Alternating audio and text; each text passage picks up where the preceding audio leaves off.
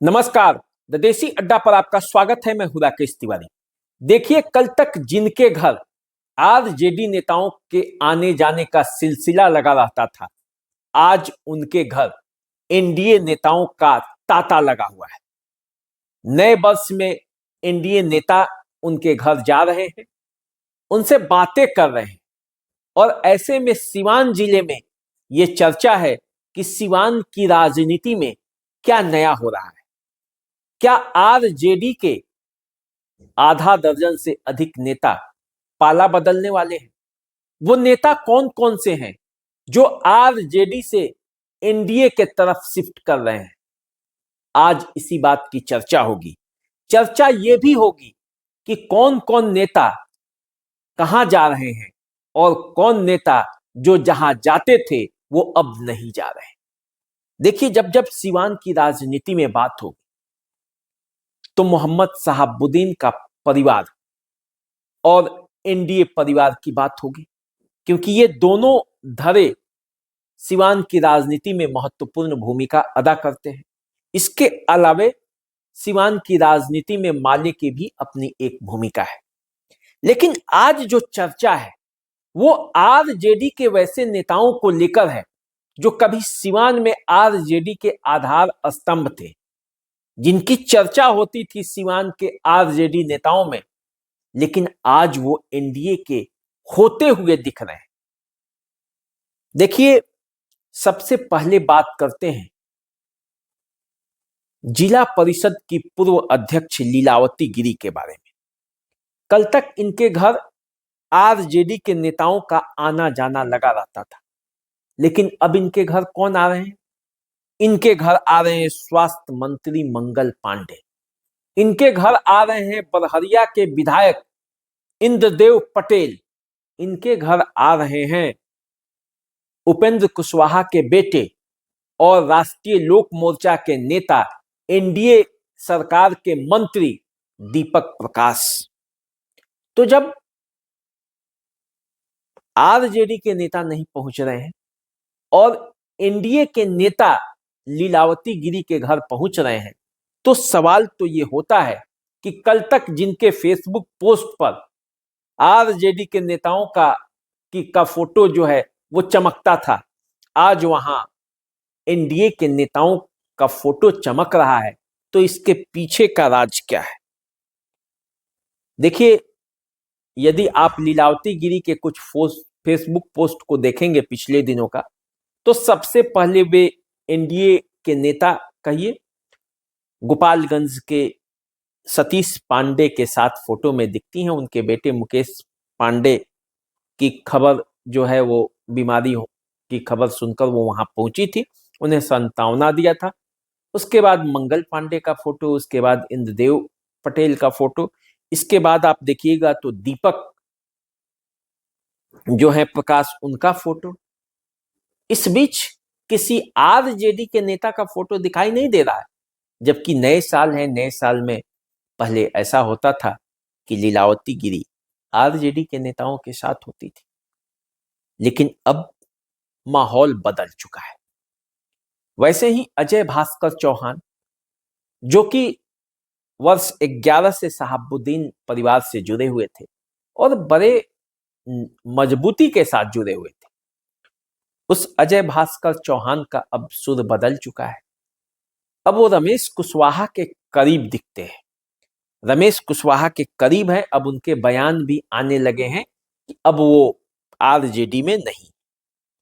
और निस्वार्थ कोई माई का लाल नहीं कर सकता, बार बार कहते हैं निस्वार्थ, अपना लगा के, अपना खा के, अपना करके 2011 से लेकर लगातार 2025 तक विधानसभा के चुनाव से पहले तक उस परिवार के साथ मजबूती के साथ जो शक्ति विवेक हमने जुड़ा रहा, तो हमने उस धर्म का पालन किया। उस परिवार में राजनीतिक पद आ गया, संवैधानिक पद, बाबू श्यामा चुनाव जीत गया, हमने अभिनंदन किया। और चूंकि हम भीषम कुशवाहा जी को हमने वोट दिया है, वोट, और यही ऑफिस कार्यालय है, ठीक काउंटिंग के नेक्स्ट डे रमेश कुशवाहा, विजय लक्ष्मी जी और भीषम कुशवाहा जी जब यहां आते हैं, हमको सम्मान दिए। और जानते हैं जब वह पोस्ट हुआ तो क्या हुआ? राष्ट्रीय जनता दल के जो कार्यकर्ता, वरिष्ठ कार्यकर्ता के रूप में देख लीजिएगा, सोशल मीडिया पे गाली लिखना शुरू किया। लोग कौन सा पाप हम कर दिए थे? हम तो कह ही रहे हैं कि हम भूषम कुशवाहा को वोट दिए। अब अति पिछड़ा के इस वजह से आप गाली दे रहे हैं। अरे आपके लोग इधर से उधर जाकर के अभिनंदन कर रहे हैं, मिल रहे हैं, तो कहीं गाली नहीं है। आपके लोग कभी इनको सपोर्ट किए उनको सपोर्ट किए तो कोई गाली नहीं देता है। और हमारे साथ बीता हुआ अपने जो सो दर्द को हम उजागर करके हमने इनका विरोध किया, तो कौन सा पाप कर दिए थे? तो देखिए, अजय भास्कर चौहान लीलावती गिरी के बाद किसका नंबर है? रमेश कुशवाहा सिवान की राजनीति में ज्यादा ही सक्रिय है और वो क्या करेंगे ये देखना है। चर्चा है कि सिवान जिले के आधा दर्जन ऐसे नेता हैं, आरजेडी के बड़े नेता, जो पाला बदलने वाले हैं। विधानसभा चुनाव के दौरान कुछ लोगों ने पाला बदला और कुछ अब बदलने वाले हैं, क्योंकि उन्हें ओसामा साहब के जीत के बाद भी वो सम्मान नहीं मिल रहा जिसकी चाहत उन्हें थी। देखिए, 2004 के बाद शहाबुद्दीन परिवार से कोई जीता नहीं था सिवान में चुनाव। लोग उनके पीछे खड़े थे, जुटे हुए थे कि कोई न कोई परिवार का जीतेगा और उन्हें सम्मान मिलेगा। अब उन्हें लग रहा है कि उन्हें सम्मान नहीं मिल रहा है, तो वो साथ छोड़ने की तैयारी में है। देखिए, चुनाव के दौरान बड़हरिया से आरजेडी के जो विधायक थे, पूर्व विधायक, अब कहिए बच्चा पांडे, उनका टिकट कट गया, वो आरजेडी समझिए तो छोड़ दिए।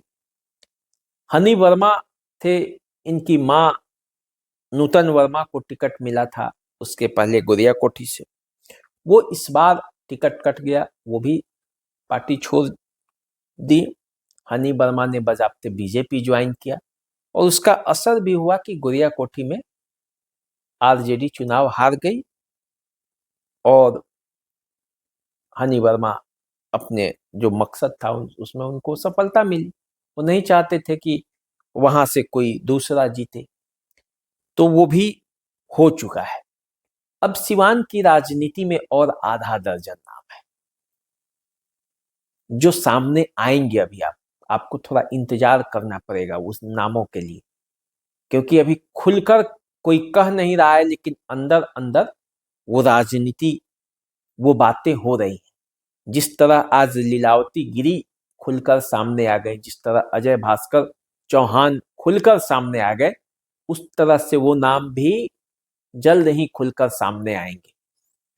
और आरजेडी के लिए एक ये चुनौती वाला समय है, क्योंकि जिस सिवान में कभी लोग आरजेडी में शामिल होने के लिए होड़ लगा हुआ था, उसी आरजेडी से यदि उनके एक से एक पुराने कार्यकर्ता छोड़कर साथ जा रहे हैं, तो इसका मतलब क्या है? क्या आरजेडी अपने नेताओं को सम्मान नहीं दे पा रही है?